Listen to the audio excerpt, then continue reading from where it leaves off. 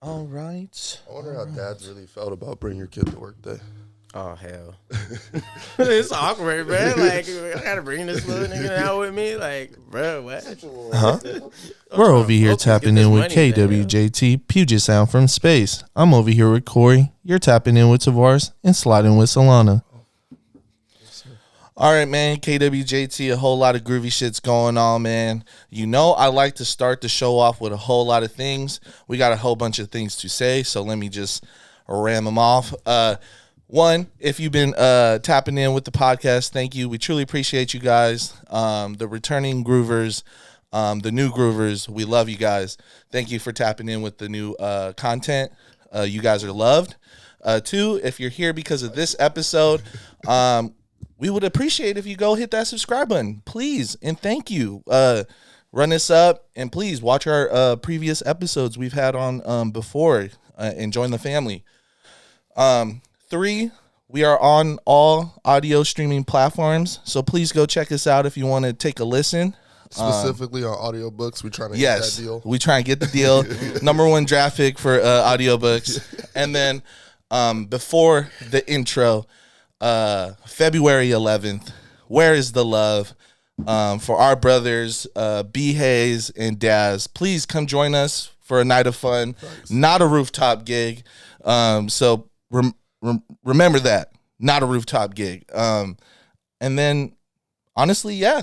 Intro's done. Without further ado, I would like to introduce this week's guest. We got Astral Trap in the motherfucking building. Come on. Also known as, Ghetto Witch. You feel me? Ghetto Witch. You feel me? Dari Loso to some. You feel me? Formerly known as. Formerly known. OG, like. Thank you, friend, for joining us. We appreciate you. Actually, welcome back to the platform because our friend joined us during a Toe Jam event. Really hectic, super hectic. I was there, one-man team that day. So I remember being drunk as hell. Yeah. He seen me. He was like, "Whoa, brother!" Like, I was like, "Brother, Astral." And we've only known each other through the internet, so like, it's all love though. Hella. How's your day going? How are you? It's pretty smooth. You know what I mean? I hopped on some girl's bed, drove home real quick. Now I'm here, Happy to be with y'all. Shit. How's y'all days going? So far, so good. I woke up smacked. I'm not we got drunk last night. Oh, yeah. I caught a dub in Domino's, so I'm really riding off a good high of last night. I made steaks. It was like a real, like as you said earlier, like an old man moment. Like we were really playing dominoes, drinking, and I was like making steaks with the homies. We developing as people. I don't like it. Honestly, ain't nothing like those kind of times, to be honest. It was a great night. So, I had to wake my happy ass up, get over here to the office, get ready and prepare for today. You feel me? We ready to shoot. But brother, if you don't mind, I would like to take the reins for today.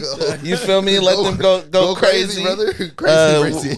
We got come on, crazy, brazy, easy. Honestly, I want to start off this way. I wanted to ask you, who is Astral Trap? We got honestly some of Tacoma's finest up in the building. So you know what's up with it. Where did it start?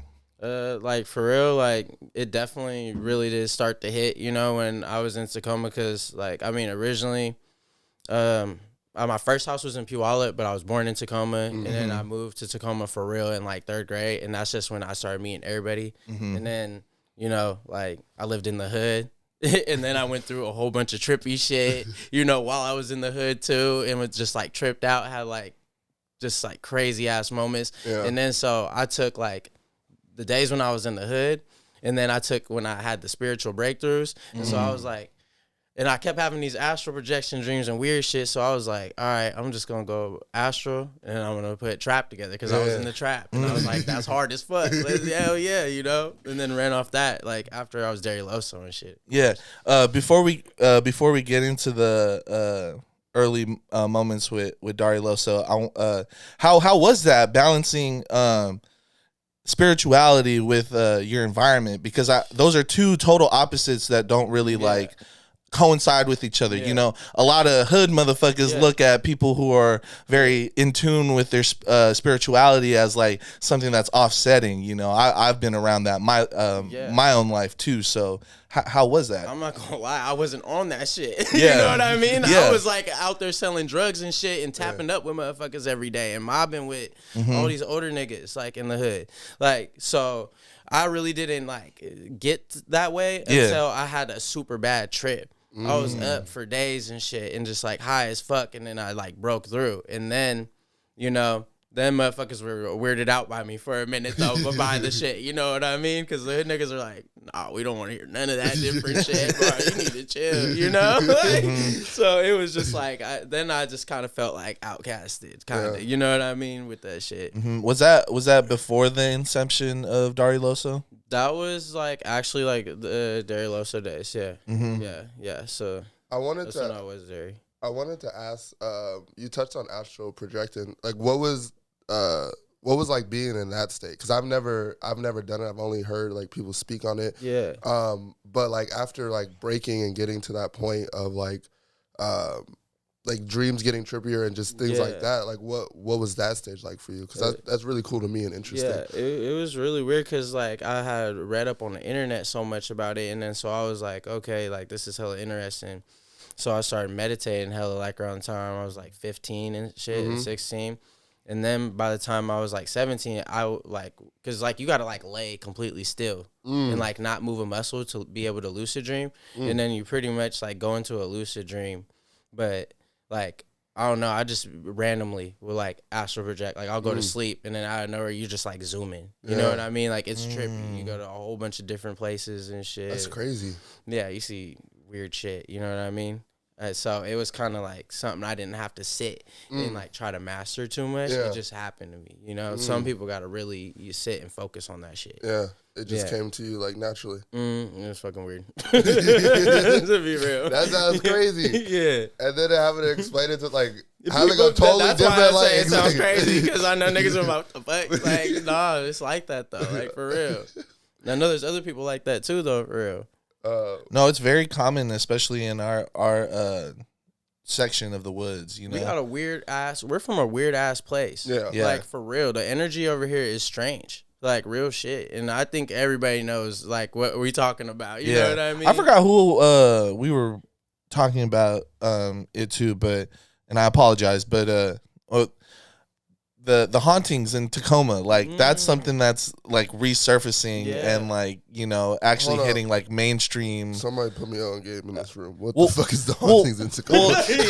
Well, there's I don't know specifically. There's just been a lot of like stories. I think we were talking to TJ about this, but well, there's been a long history of like early Tacoma and like what they used to do out there and like in the 1900s about like just I'm about to Google while you explain. Like just extra sightings of like, you know, spirits, ghosts, things like that being being seen in like the Tacoma mines too. There's like some landmarks and stuff and like some buildings. There's a lot of buildings from like Puyallup and Tacoma. There's Fort Steilacoom. They had a war on Fort Steilacoom actually way back in the day. It's across the street from Western State. Oh, damn. The old Western State is built there, so it's just a crumbled like mental asylum now, like on top of this like hill you walk up. And there's also a farm there, and they used to make the patients work on it too. So like it's just that's like, fucking crazy. Sometimes we walk there at night and shit, no lie, with some people and stuff, and like kids go there, and like we're there at night one time, and the kids are like, oh, we're out here looking for the ghosts and stuff, and like it really do got some weird ass energy. Yeah, fuck so no. There's a whole bunch of landmarks. All right, that's good to know. I'll be out like Tacoma enough. He's like, that's good to know. I'm a duck and we be on hilltops, so I think I'm gonna bring holy water. I'm just gonna start sliding Tacoma with the holy water. Like the ghosts don't slide the hilltops. No. We'll probably run into the ghosts of some cribs. Like you're not good over here, bro. You're from the crazy section. You go to Hilltop and the ghost is standing on Trafton. Nah, back. Exactly, it's not good over here, cuz. Nah, turn around. You got too much red on, cuz. Where you from? Oh no, it's over. Go back to the asylum. Yo. Damn, that's really trippy. Who was the first person you started talking to about like the astral projecting? Because like your whole life is different. Like you're trapping.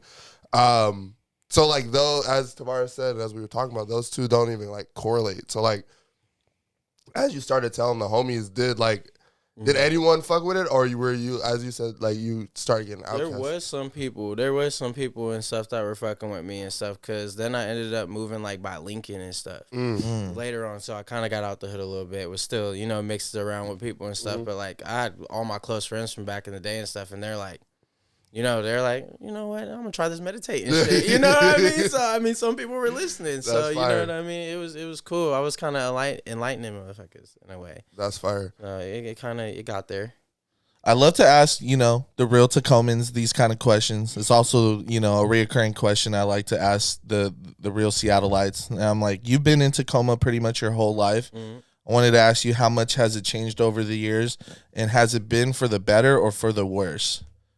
Damn, that's like a hard one, because I feel like there's so much that has been taken away from our city. You know what I mean? Like when we were growing up, we used to have 7 to 7.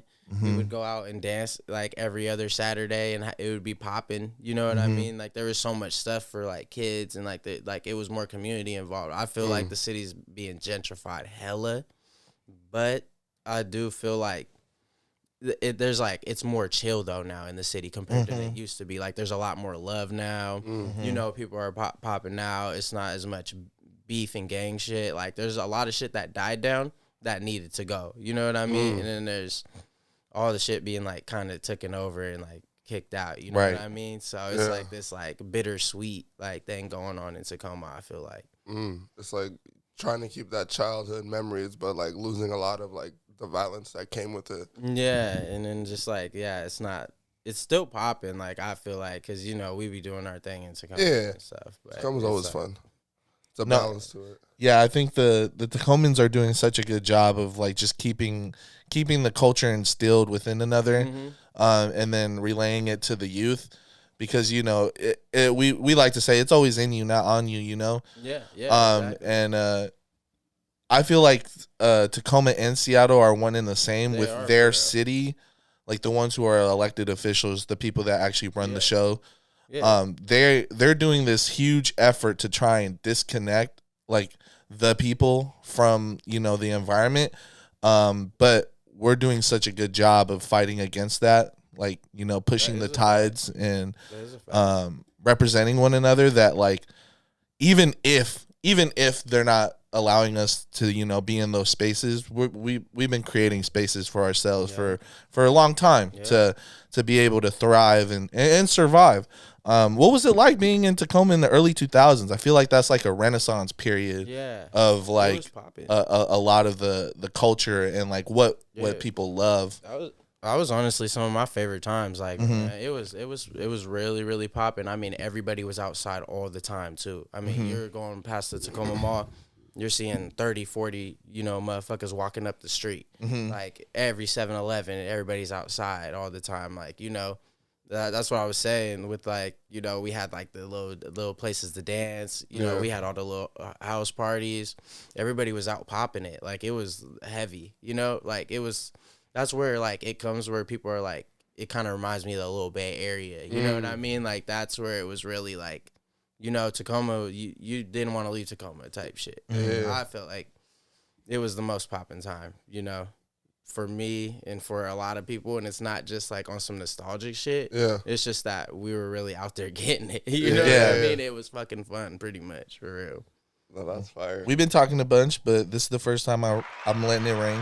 Oh, the hand clap? Yeah, good hand clap.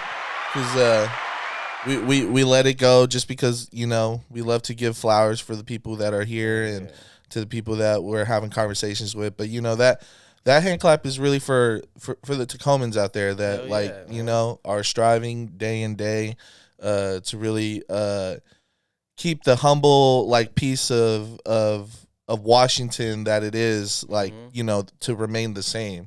And it's beautiful. And I personally love it, you know, like we're able to experience it because the people out there have just welcomed me and Corey just with open arms. Like nothing but love. So, you know, it's only right that, you know, when we get on here, we're able to have those conversations. Did you have a question before we moved on to my?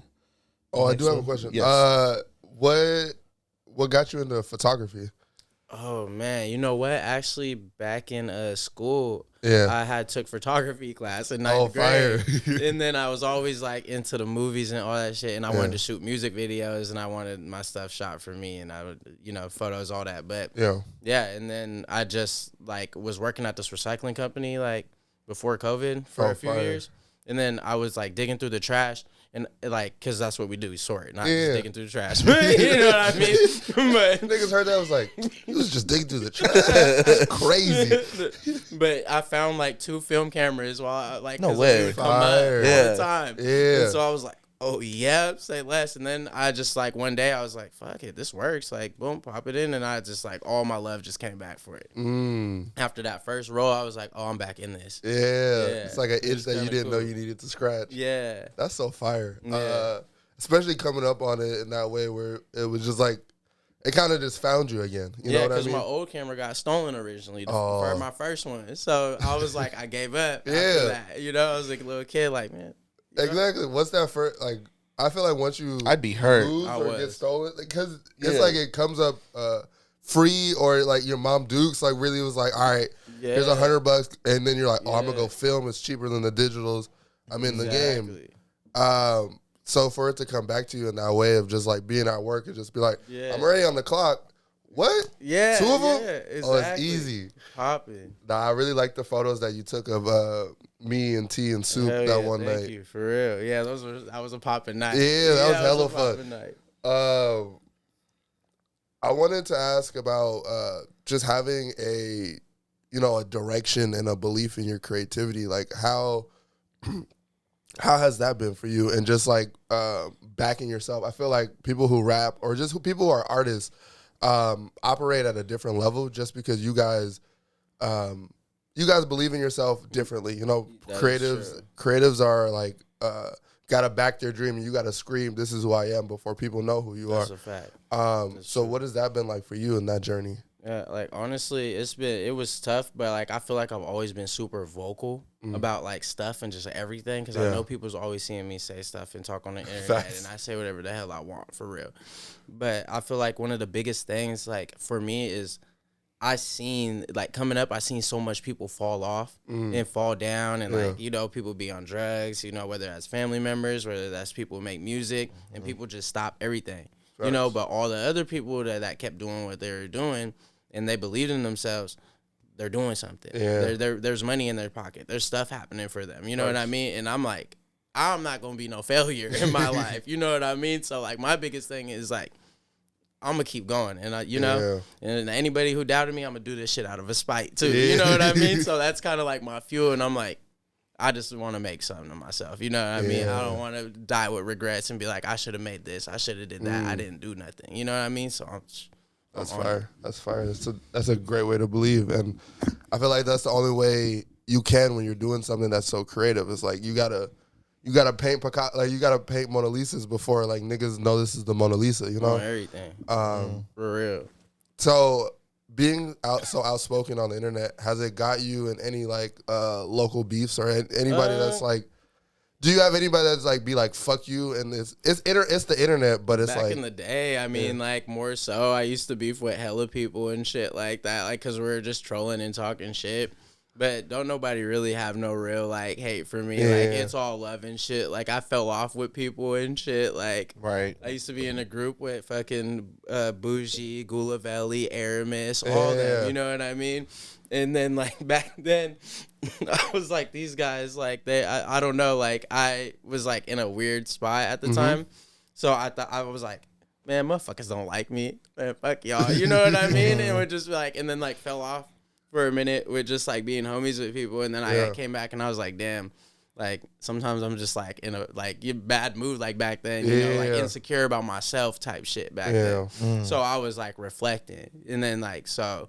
But now when I speak on shit, I'm for real. Like, nah, nigga, this shit's trash. I'm sorry. like, fuck that shit. No, I love that you bring that up because you're definitely one of my favorites in the Twitterverse. We be popping. I be seeing my guy. I be seeing Ghetto Witch over there. Thread him. Good thread. And it's funny because I found your stuff through TikTok originally, actually, which was crazy. That's and I don't even have the damn app on my phone no more. So that's like the power of the internet. You know what I mean? Nah, you were the one of the first people that I wasn't familiar with that gave Tavares an honest review on music, and I was like, Yep. Yeah, I was like, I fuck with this guy because I was just like, one, I love Tavares as an artist, and no one, I feel like just because he does the podcast, the two kind of don't overlap sometimes, where people are either like super Salvin Siva or super Tavares from the podcast. They kind of don't mix. So I love that you were one of the first people to go like, nah, you ain't fucking with this. Like, what are niggas doing? And like, just, it wasn't on like, no homie shit or that's my guy. No, I didn't even. I was like, who just dropped recently? And then a bunch of people dropped names, and I was like, okay, I'm gonna peep this. And I was like, oh, samples immediately. I was like, I fuck with this, you know. And I was like, yeah, I'm gonna review this. I fuck with that genuine energy. Yeah. What got you doing the reviews and just things of that nature? I like, you know, a lot of people in the underground feel like they need like more coverage and stuff, and you see them always talking about it, like, don't nobody like review music, don't nobody talk about my shit, don't nobody write about my stuff. So I was like, all right, I'm gonna try to like do that. And then I was like, I'm gonna mix in like a PNW like special every once in a while when I do it. It's been a minute since I've done those, but I'm glad y'all brought that shit up. I need to get on that again. No, it was so fire. It's an awesome avenue, bro. And it was genuine. You know what I mean? Yeah. It's not like there was no. And not just with one review, dude. It's every review. Yeah, like you take your time to break it down. Yeah, I'm gonna try my best in that little minute, but you know what I mean? That's like, I'm genuinely like, okay, I'm gonna review this because I like this shit. I'm not gonna review this because I think it's trash. If I think it's trash and I'm gonna rate that shit low, then why the fuck am I reviewing? Right. You know what I mean? I just think it's kind of lame, like type. No, for sure. Yeah. Because it's a difference from when people are actually like using constructive criticism and then, you know, using that to like, you know, shit on a person, you know.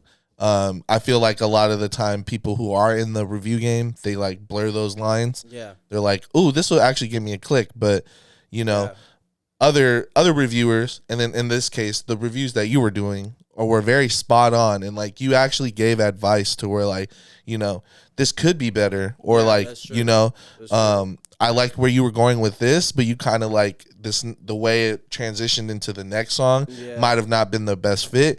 And all that are like, those are the realms of the art of what the artist needs, you know, like to hear that, you know, and even speaking on the review that you did for me, like when I showed my my friends at Trey Life Music the review, they're like, this is awesome. Like no one has really taken the time besides like our friends and family to actually like listen through and then give honest feedback. And like that propelled me into like, oh, okay, let me work my next project this certain way. That's dope. Because this is what I was told. So man, just honestly hand clap for you just taking the time out of your own creative passions to, you know, help the next person.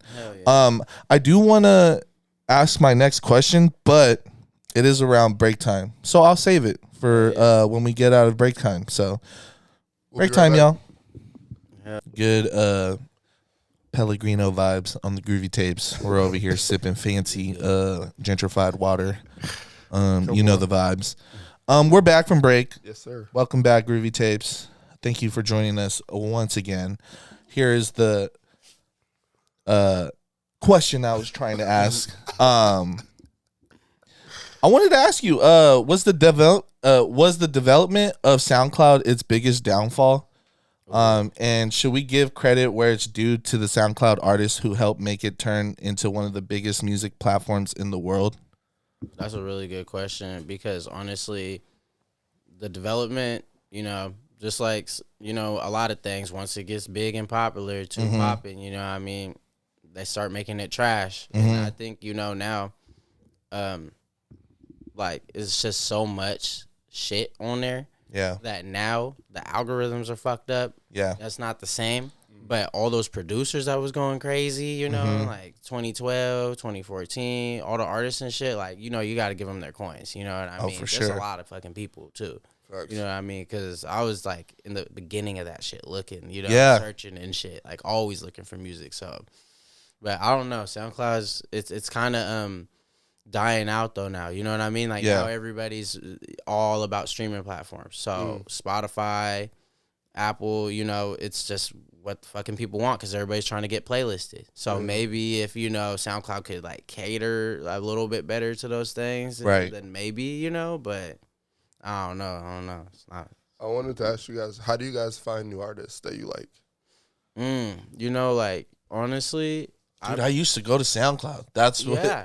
That's. I love that you asked that because like that's the main reason. And even touching on the algorithm part that you referred to, before the boom of SoundCloud, the way if you would like certain music, they would start making stations for you, which would group like the certain tags that artists would tag their music under, and then like it would all funnel within one playlist, and then you would have like a playlist that sounds like, you know, what you're listening to, which I thought was a really cool feature of the app, because that's how I found some of my favorite artists today. I found Khalid on SoundCloud. Like that's something that like always threw me for a loop. So I should have been an A&R. It's really interesting because at the time I was like really into R&B, and then they started like funneling R&B artists to me, and this kid from Texas dropped this R&B single, and it was Khalid's Location. Like, send me your location. Let's focus on communicating, cause that shit, bro. Yeah, bro. Like that shit. That shit had like when I found it, it didn't break like 10K plays. Crazy. I found a lot of people too like that. I found Doja Cat before she blew up. I found Kali Uchis before she blew up. I used to talk to Kailani back in the day. Like I found like all that shit. YouTube, Twitter, SoundCloud. You know what I mean? Though? Like it was really that. That was the golden era of just finding people who were talented, but just like were just making their best music and just putting it out. Yeah, and people were like flooding shit, and people were just like kind of like unapologetic with their art and just like dropping. Now everybody's like, now it's like oversaturated. So now you can just like get on Twitter and just like find random motherfuckers everywhere. Everybody's making music now. You like you'll write on Twitter like who just dropped music, and you'll get bots, bro. You'll get bots, and then you'll get people that you know have like post noties for like when people say that shit. Yeah, because you can like search into the bar and stuff, and people will sit and grind out, and I guess go into the search bar and be like, because people are like, I need new music, and then they'll just type that in, and then like boom. Damn, that's a good hack. I didn't even know that. I wanted to ask, you touched on earlier about being in a group with Bougie, Gulavelli, Airman. What was that creative time like? Because I know you all are like hella creative, and like I knew the ideas were fucking all over the place. So what was that time like for you? That shit was dope. That was like I had just moved back to Washington because I was living in Vegas. Yeah, and then I got put on this show with them, and like it was actually I think it was the first rap show at ETC that ever happened. So like we was really setting the waves too. So we were the ones that got the house shows started in Tacoma and shit. We used to do it across from the college out there. But like during that time, it was fucking nuts because we're like really young and shit. Yeah. And then like we're kind of just like in that prime mode of like creation and like what was going on, and I feel like that's kind of like why everybody split like from the group because we had so much going on and shit. But that was that was really like kind of like the beginning of like the golden age. Like I feel like, you know, because like look where everybody's doing now. Facts. You feel me? Like look what Aramis is doing. Like, you know, Ghoul's up there now. Like Bougie got this dope ass line. Like my shit's touching other places. Like it's dope. Like it was crazy. Like we all like kind of seen the vision in like in each other and in the shit around us, and like made the community, like we had motherfuckers coming outside like we ain't seen before. No, that's fire. Yeah, that shit was hard. Nah, because I could only imagine like the four of you guys in a room, like facts, like trying to get things done and like not arguing, but everyone like arguing. At the, only person not arguing with is Aramis. Exactly. That's the only nigga I'd argue with. I'm gonna do what the fuck I let him want. know. You know, he's like, I'm literally gonna do what the fuck I want. Whatever they decide, I'm gonna still do whatever the fuck I want. Nah, that's why I love. That's why that's really cool to me. Just because I know, just that time, especially you guys all early like creative, so you all really just trying to get your shit off. Yeah. To just see it today and like materialize, and that's just a nerd fact for me. It's really crazy. That's fucking tight. Yeah, it's like flashback. Yeah. You know what I mean? For me, it's like damn. I have a question, and it's not a podcast question though. Oh yeah, brother, it's your podcast. No. Go ahead. I was like, yeah, because we normally don't. I normally don't ask these questions unless it's you and I. Yeah. So I was listening to a different podcast, the British one. Oh yeah, and yeah, I know what you're talking about. Two guys. I gotta set it up. They can't get the shout out though. So one of the guys asked them if someone broke in your house and you were taking a shit, are you wiping first? Oh my god! I felt like this was like. I felt like. Can I answer? Can I go first? Can I go first? First of all, I'm not wiping for defenses. Those are my defenses. Definitely good defense. Defenses are up, and you might be on the other side of the camera like, damn, Tavares is kind of dirty. But hear me out. Hear me out. You feel me? I got good regular bowel movement. You feel me? Good routine. Corey knows it the best. You know, he'd be like shitty booty ass boy. But you feel me? If I'm in a good one, brother, you know, dropping the log off, you feel me? And a motherfucker comes in the house and he's breaking in. Oh yeah, not wiping for sure. And I'm coming out the bathroom naked, like. But ass first. Pause. Fight for real. You feel me? It's a wiper fight, G. Like I'm fighting. Fuck that shit. Oh, see, I'm getting up. You feel me? Because if I was burglarizing, and I came in and the person came out the bathroom and they didn't wipe, and I see that they ass naked, I'm out of there. Oh, he's sick. I'm further, brother. You smell shit. Yeah, in the air. I'm like, whoa. First of all, he just came out the bathroom. He didn't flush. He didn't wipe. Whoa, I signed up for something that I did not want to go through with. Like, I'm not hitting this house is not a lick. This is actually the wrong house. You got it, my G. Honestly, you honestly got it, my G. Oh my goodness. I might have to wipe just because I don't want to. I need to hear your answer. Yeah, I was just like, if the squabble go down, I might have to hit the one quick wipe. Right. Like it don't. I might not have to. Like, I might even be so audacious to like hand no TP, straight hand. You feel me? Who you robbing? Not me. Not shitty hand Siva. You feel me? You ain't robbing me, Cuddy. Like, you get slapped up with the handful of shit. That was the worst robbery I've ever. That was the worst one. Someone's mugshot. They got like a handprint and shit on their face. Fuck. No, bro. Yeah, that was tough. I have to come back in like. He might have to kill me after bro, like. I literally have to come back and like.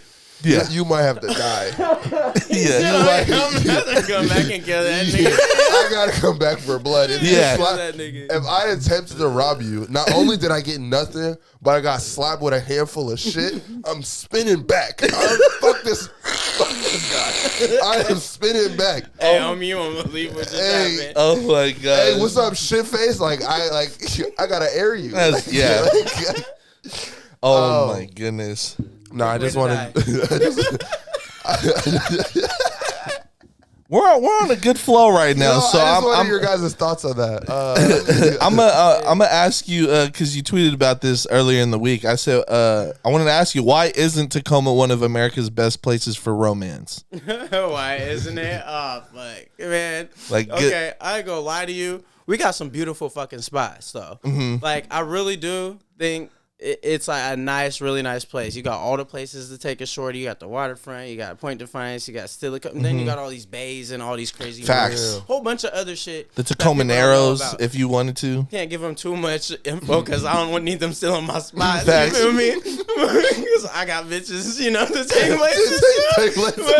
but no, like there. I think they're basing that shit like off of relationships though. You know what I mean? Right. I don't think they're probably looked at the stats and like everyone's in a fucking relationship, which okay, I believe that. Yeah. But romance, come on. Yeah, marital status. You guys are very taking it far. 10 things I love about you? Or, 10 things I hate about you? Hate? No. hate. No, that's a good point. Also, it was a Seattle page that came up with that statistic. Yeah, you know, everyone's in fucking relationships, though. It's too cold to stay single, though. You know what I mean? That's why everybody's like cuffing season every year. They might be together, but they don't fuck with each other. Yeah. So who knows? Like, real shit. Like, it's hard to, like, how are we do the fucking romance device? Fucking GV, you know, like the fucking chain reader. Diamond reader. Walk up to couples. Nah, this shit fake. Yeah. What drives you to make music today? Honestly, now at this point, I've seen like what I can do with music and how far it's going, and the opportunities, like slight little opportunities that's been popping up for me recently. It gets me pumped, and I'm like, damn, if I'm touching this much people and then like things are going this good, I was like, there's really, really no reason for me to stop now. You know what I mean? Because I'm seeing some shit from out of it, you know? And now I feel like getting to that part could be hella hard for people. And that's why people be stressed out, you know? That's what's keeping me going though, for real. That's so far. It's been a while, but another hand clap for the good isms that are brought to you by the Groovy Tapes. Ism-ak. Ism-ak. I love it. Took me a second to catch it. I was like, huh? Shout out my boy Ak and Willie Sexto. You know? We slightly touched on this a little bit earlier, but I wanted to ask you, like, you're a very open person when it comes to criticizing the industry here in Washington. Where do you get your ability to be a critical thinker and push against the eagerness to please one another in the industry? It's like a type question. That's a really good ass one to know. Like, to be real, you know, I've been on the net for so long. You know, I should have been a fucking A&R too from all the shit I found and all the searching and looking. And I have seen how people have came up, how people have fell down, like what people did that fucked up like their shit. You know what I mean? So when I see something or hear something and I really like analyze it, like I'm just like I know what like you could do. You know what I mean? To make your shit go crazy, or like you maybe you should stop that. You know what I mean? Like it's because I've been in so much situations, and I've been around so much people. I've been to different states. I'm not always here. You know what I mean? Yeah. So when you get that outside view from all these outside people all the time, then you can like, you know, put that to use and like really. That's why I feel like maybe I have like such like a high like criticism on things, because it's like. Yeah, like a lot of people here, you know, they living in a bubble. You know, like as great as it is here, like a lot of people are really living in a bubble. They don't know there's outside of things. And I think that's what kind of, you know, hinders like a lot of the, you know, artistic process. Well, we got great artists though, you know what I mean? We're not like holding it, you know? Yeah. Do you think it's a product of like tunnel vision, like being so focused on one thing that you don't see the like outside possibilities? I think that is a big part of it. You know what I mean? Because you know, y'all know how people are here and stuff. Like it seems like people only like believe in this place. Like, you know, like this place exists. Like, you know what I mean? Like Portland, Oregon, Seattle, Los Angeles, and they don't do nothing else. You know what I mean? Right. Kind of like there's some people, there's motherfuckers like us and some other people. We get around, and move around and stuff. But I do feel like it's that like warped in cause once you're here, you can get hazy over here. Very and true. just kind of be like, because it's so comfy. So I feel like everybody kind of is like Washington home, like this is it. You know what I mean? Like kind of. Trav touches on it a lot. He was like, I don't want to be a typical Washington rapper, and just like the peak is to get famous on Capitol Hill. He's like, it's much broader than that. Saying. Yeah, that's what I'm talking about. Like people gotta realize that those like you guys gotta reach the random people too from outside of your state, outside of your city. Like that's like as much as like you can get like hometown support, that's great. But you gotta reach out because you're not gonna go nowhere further than that. Like we're trying to be at the Grammys, We're not trying to be at down the street, walking on Capitol at 42 and shit. Yeah, exactly. We try to get O's, dude. Try to see the level up and the growth of it. It's like it's to see the world, not to see a different part of the state. Yeah, which is fire.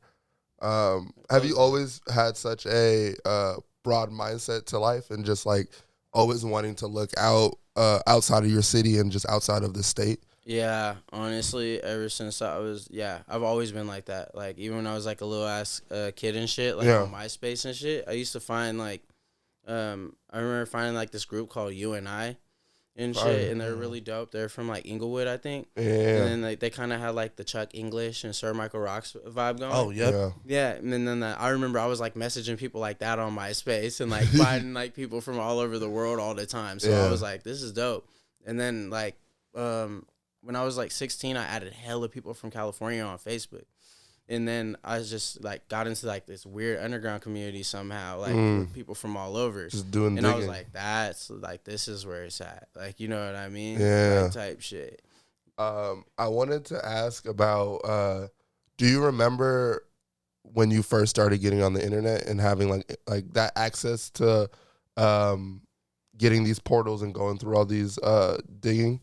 Yeah, I remember I was like in like 5th grade is like when I've like LimeWire and shit. Yeah. Oh yeah. I found Soulja Boy's shit through that because he was spamming through it. Like he hacked it and shit. Yeah. So like the summer of like going into 6th grade, I was like burnt all these CDs and it was Soulja Boy and shit. And I was like, I got me some baby tonight. Like I remember that was really it really was Soulja Boy. Thanks. In YouTube and shit, and I was all like in Lupe Fiasco, in the pack.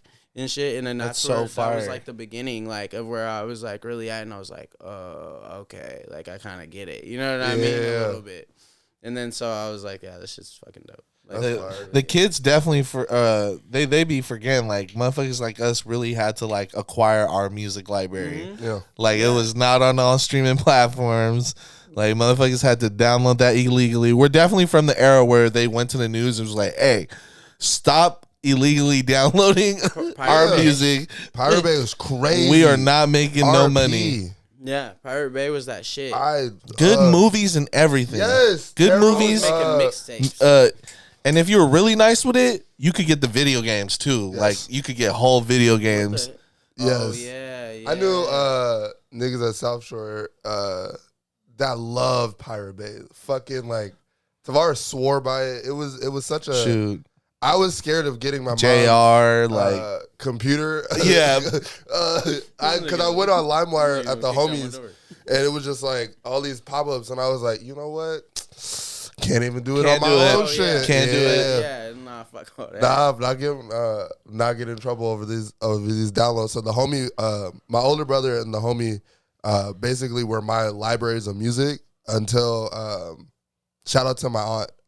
When the first iPod came out, she got a new iPod, so I got hers basically, and then so I remember just being introduced to like all of LimeWire was now useful to me, because I was like I had the chunky fucking iPod, good iPod. You get like I think like 1,000 gigs or some shit, or I don't remember how many gigs was it, but it was so many. Gigs. You could fit so much music on that, like thousands of songs. Music on there. I'm sure somebody stole it. Whoever stole it, you're a bitch. Yeah. I don't even know the context. We gonna run it up on you. Yeah, like you know what you did, you bitch. That shit had my name on the back of it. Like, now you gonna find the Groovy giveaway for iPods. I wanted to ask you, what's it like being a one band man? We haven't really got into the music journey too much, but you produce, you record, master, and engineer all your stuff. Do you take pride in being able to provide for yourself all these services, or is it because it's a lack of collaboration? No, never lack of collaboration. You know, I have the gang. Like, I got the Super Six and shit. We do have some people, but like, I do all my shit, but it was because it's the most comfy. You know what I mean? Sit up in the house, make some shit, vibe immediately, make that shit, mix it, record it, all that shit. Like, you know, like, and you know, a lot of people reach out to me and shit. If they're really not like from the towns, then I'm usually like, I gotta charge you, you know. But if it's like Seattle, Tacoma, I'll fucking pop to the studio. You know what I mean? Like, I'll work if it's, you know, that's how it's flowing. You know what I mean? But it's, it's just because you do it yourself and fucking get it done. You feel me? I don't gotta be sitting there waiting on nobody. Like, that's a big part about it. It's like, but I like, cause like 2 weeks ago, the Bread Man, he fucking records people and shit. I'm pretty sure he recorded Sauce Walker when he was in town and shit. I went to his studio like three weeks ago. You feel me? Cause he offered it, and I was like, fuck yeah, let me get in the real studio with you. Yeah. You know, like, you got to do that shit. You know. I ain't against it. And we are in the presence of a dropper, I believe. You know, usually we usually I gotta press somebody about having too much shit in their vault. Yeah, usually we work and we deal with a lot of people that vault their stuff up. How do you go along that process of choosing like the adequate tracks to like release into the public and then like keeping the vault? That's a good ass question, because to be real with it, I just get in that fucking mood, make some shit, and then I like always post snippets, and I kind of like get reactions from off the snippets and shit, and then I'll just like sit on it for a while, and I'm like, I'll send it to my homies and shit that really like listen to shit. I'll send it to like a whole bunch of people, so I let hella people listen to my music when it's like locked up. And then that's where like I get the reactions off people, and they're like, "You gotta drop this one. This one's hard," you know. Yeah. So I kind of get an idea, like, okay, this one's gonna move the people. You know what I mean? This one's kind of some shit that should stay in the vault because it's more personal, or it's kind of like lacks like the hype to it. Yeah. But that's some shit that like maybe I'll release later, like on a full project, and just like slide it in there and shit. So I'm not like okay, just because I'm not gonna get a reaction, I'm not gonna drop this. Like no, I'm gonna drop it even if it's not what people fuck with at first. You just know to what see I mean? like the later reaction and see what it does over time, just because that's how art works. Exactly. That's fire. You know what I mean? So that's I have a lot of fucking unreleased music too, and I drop a lot, but I have a lot of fucking unreleased music. But that's about like, I feel like that's how music should work. Like, you should have shit that it's like, all right, this might be a project, this might be a project, but also, if like motherfuckers, if you are trying to develop a fan base and feed a fan base, you should at least give like singles. You should give music out, EPs. I just love people who just drop, just because it's like, that's what you're working towards. You're working towards a reason and like a group of people that's like feeding for your shit. Yeah. And like shit that like, you know, it's good to have shit that's unreleased to play at the show and be like, here's some new shit, you know, like that, let's see that. But also like, here's a single tonight, nigga. Like I'm also here to like feed you and give you this like shit a lot. Exactly, this full course meal. Yeah, no, that's fucking the wave. Because I mean, I go on stage and we be performing unreleased songs. Yeah, you know what I mean, a lot. Like honestly, lately. But then people are like, "Where's it at?" Is it dropping? And we're like, "Soon." That was literally just for you. Yeah, at that moment, I was trying to see if you fuck with it. Now I know what you fuck with it. I got a date in my head. Do that. It's pretty fun. That's fire. I'm gonna check the cameras really quick. Yeah, please. Thank you. I appreciate you. Absolutely. And then I'll just.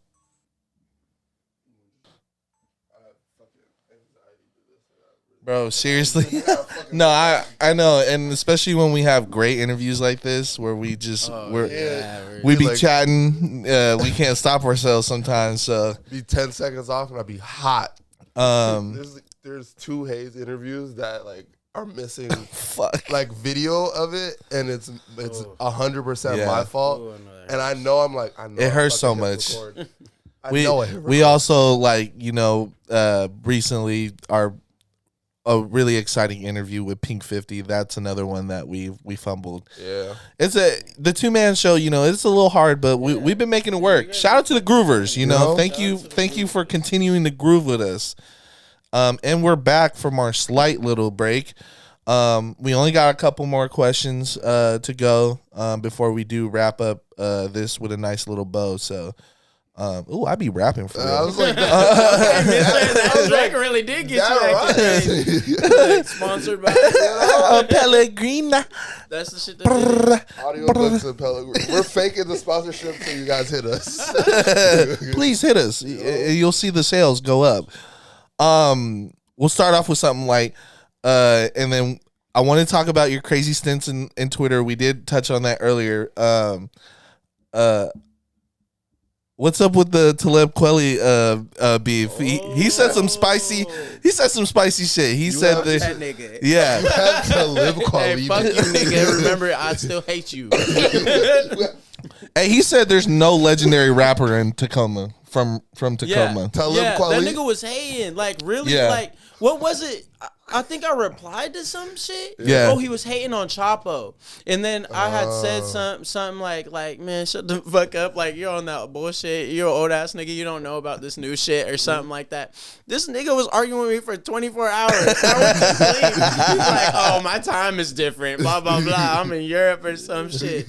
Bro was quote tweeting me for like a day, and I was like, nigga, really? Like, nah, bro. I want and that opened up the question of what's the reason why you had to deactivate or take some time off the app?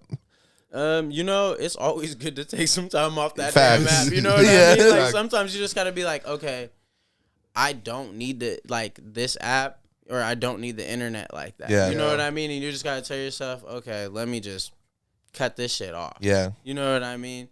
Sometimes I get consumed. It's like a reset. You know what I mean? Like, it's like, okay, I'm not gonna focus on people's opinions, like, because it's all fun, like saying shit, getting reactions, getting likes and shit. But like, you gotta remember, okay, it's not about likes. It's not about this shit. Yeah. It's like we live real life still. You know what I mean? So that's just good to like be like, okay, deactivate. Yeah. So a day, you know, at least a day or two off of it. Take that peace of mind. But that's usually on my weekends. So most of the yeah. time, you know, Friday, Saturday, I'm fucking outside. Yeah, facts. So facts. I don't even think of my phone when I'm around niggas. Like, for real. That's like, fire. So that helps. You know what I mean? Yeah, that's a good ism. And then I wanted to take us here. We don't ever take things in life for granted. So how has it been for you to continue to carry the torch for your fallen friends?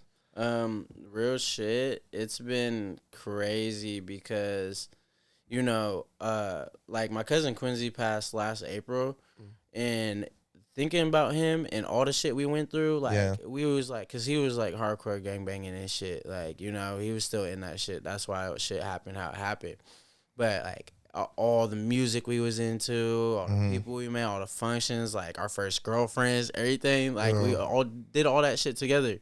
And so, you know, I come to think about the shit, and I'm like, I gotta go hard because this nigga, if I gave up or I did this nigga would be like, you're a bitch. Yeah. You know what I mean? Yeah. And then like Facts. all my other homies are just like so about their art and so about everything that they made, and like motherfuckers enjoy life. If they can't enjoy life no more, you better enjoy it for them. You know what I mean? And you got you got to use their energy still, you know, to keep going and shit. Like, so I try to look at it that way, you know. Mm-hmm. that's fucking beautiful. Very powerful. Thank you for sharing that with us. Thank you. Yeah.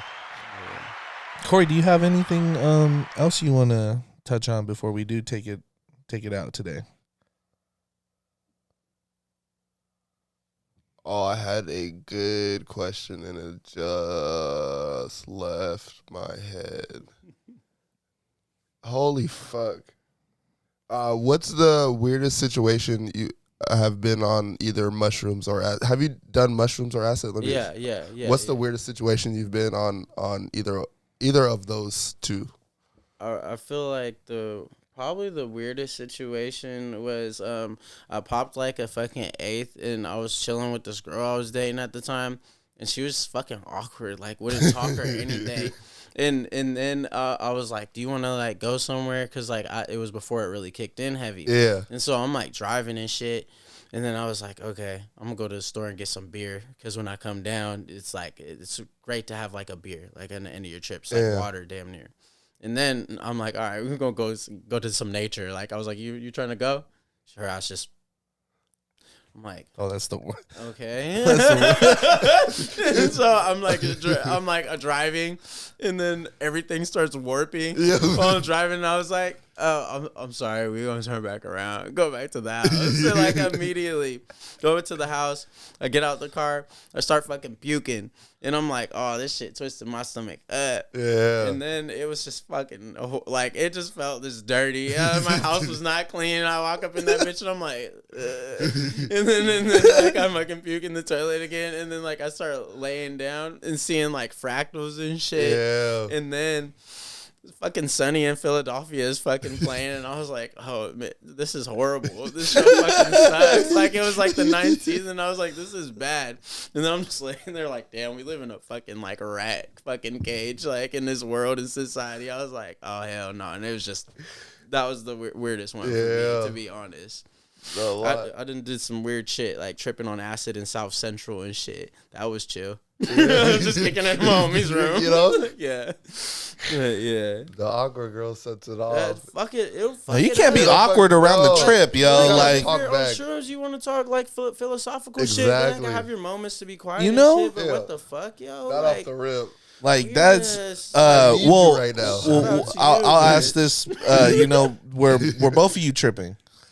I'm pretty sure she was tripping. Like, oh damn, like, yeah. She was just. She can't do that during the trip. Oh my god. Trip etiquette. You know, if you're out there and you're consuming the mushies with the friends, be prepared. Yeah, talk to one another.